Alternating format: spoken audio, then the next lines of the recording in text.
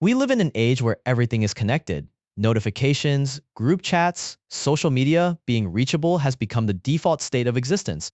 And yet, there are people who can simply disappear. No call, no message, no explanation. They're there one day and gone the next, as if they never existed. From the outside, it looks like coldness. It looks like cruelty. It looks like they never cared. But the psychology inside that behavior is far more complex than it appears. Today, we're exploring the psychology of people who disappear without any explanation, the real reasons, the brain science underneath it, and why silence is sometimes the most honest response.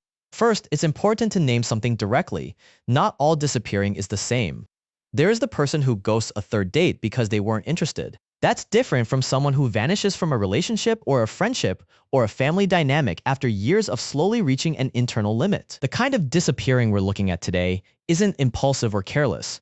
It's the kind that comes after a long buildup that finally reaches maximum capacity. In psychology, there's a concept called emotional cutoff. It was originally described by psychiatrist Murray Bowen in his research on family systems dynamics. Emotional cutoff is a way the mind manages overwhelming anxiety in a relationship. It's not indifference, it's the opposite. It's what happens when something matters too much to process normally. When emotional intensity in a relationship becomes genuinely unmanageable, the mind starts looking for an exit. And sometimes the only available exit is silence. Not because the person doesn't feel, but because they feel so much and have for so long that engaging directly has become genuinely impossible to navigate. There's also a brain-level component to this. The same neural circuits involved in physical pain are also activated by intense social rejection and relational stress. Neuroscientist Jack Panksepp documented this extensively.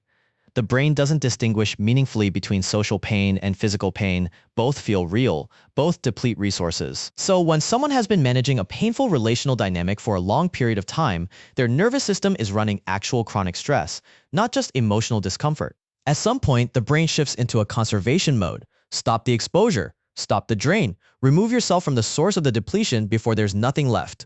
And here's what's important to understand. That calculation often happens without full conscious deliberation. The person doesn't sit down and decide to disappear. They just stop being there. For some people, there's also what psychologists call social hypervigilance, an elevated sensitivity to interpersonal signals that developed from early experiences. People with high social hypervigilance detect signs of problems in relationships earlier and more accurately than most. They notice shifts in tone, changes in attention, very subtle inconsistencies. And sometimes they see the deterioration of a relationship before the other person has even registered that anything is wrong. They feel it coming from a long distance. By the time they go quiet, the decision was often made internally weeks or months earlier.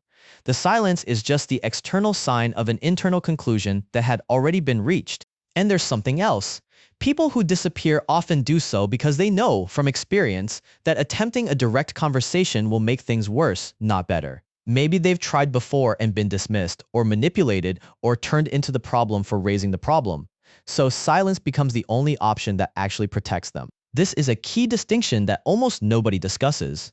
There is a difference between setting a limit and using silence as a weapon. When silence is used to punish, to control, to create anxiety in the other person on purpose, that's manipulation. That's not what we're talking about. We're talking about the silence of someone who has nothing left to give to a dynamic that was costing them more than they could afford. That kind of silence is self-preservation. There's also the role of conflict avoidance.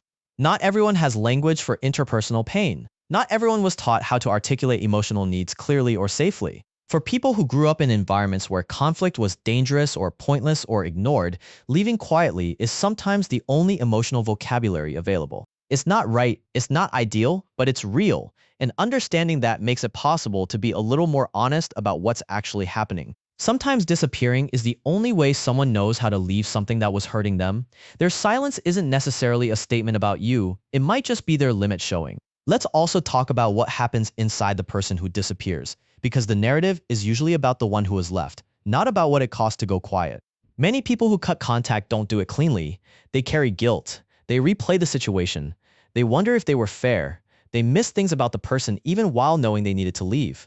It's not a light decision, and the relief that comes after is often complicated. Genuine peace mixed with sadness, mixed with the fear of having made the wrong call. For people with anxious attachment styles, disappearing without closure can feel almost unbearable, even when they're the one initiating it. Because they too need the loop closed, they too need it to make sense. But sometimes there's no version of closure that doesn't cost more than they have left. Now, what if you're on the other side?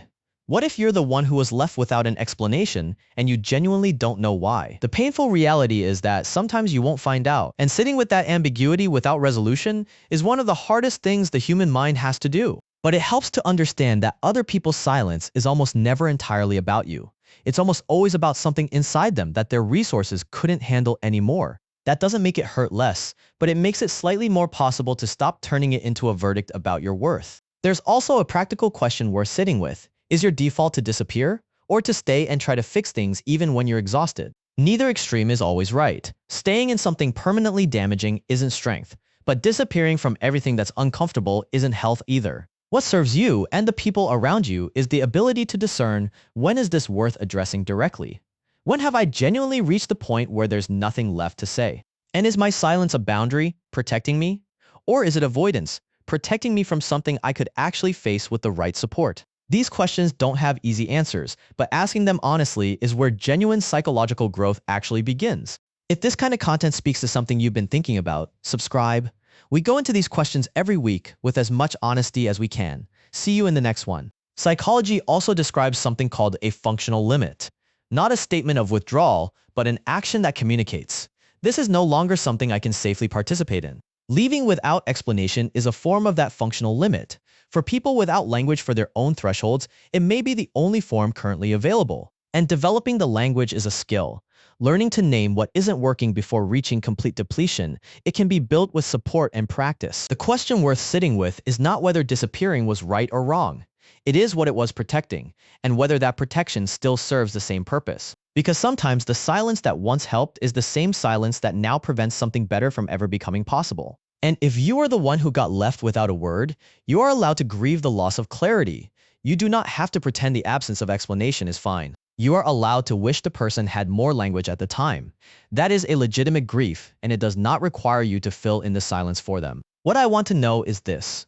Have you ever disappeared from someone, or had someone disappear from you, and what do you think was actually happening beneath it? Tell me in the comments. No judgment on either side, just honesty about one of the most common and least examined human experiences there is. In the next video, people who don't care about sports and the surprisingly precise psychology behind why their brain is simply tuned to a different channel. See you there? Subscribe if you want more of this. We go here every week. I genuinely read the comments. I will see you in the next one. Thank you for being here and for staying with the uncomfortable questions. That is exactly what this channel is for. And in that space of honest examination, both the person who left and the person who was left can find something more useful than blame. They can find clarity.